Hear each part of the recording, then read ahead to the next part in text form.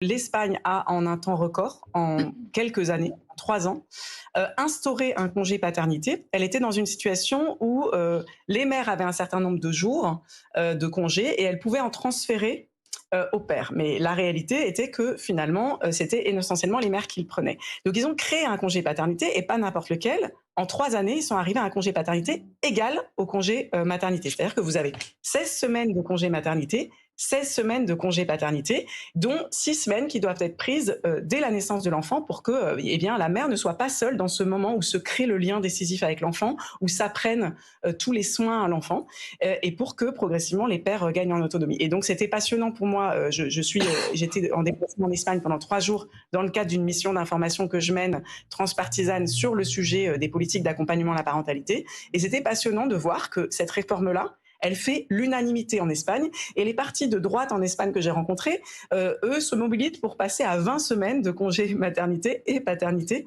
égalitaire. Donc il n'y a pas du tout de contestation de cette égalité. Au contraire, on constate que ça permet en fait eh bien, de la lutte contre la discrimination à l'embauche vis-à-vis du côté des employeurs, que ça permet en fait eh bien, un changement des mentalités qui fait que progressivement, les pères prennent leur place. Et ils ont mis en place aussi d'autres politiques qu'ils appellent les politiques de co-responsabilité, qui sont de toujours réfléchir comment, quand on parle de conciliation entre la vie professionnelle et la vie familiale, on s'assure que ce soit une conciliation qui favorise l'implication des pères et pas qui Mmh. retire progressivement les mères du monde du travail.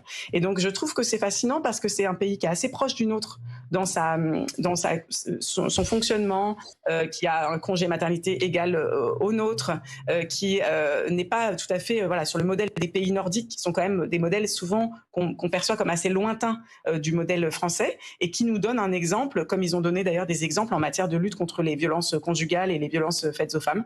Donc je crois qu'il faut absolument s'en inspirer.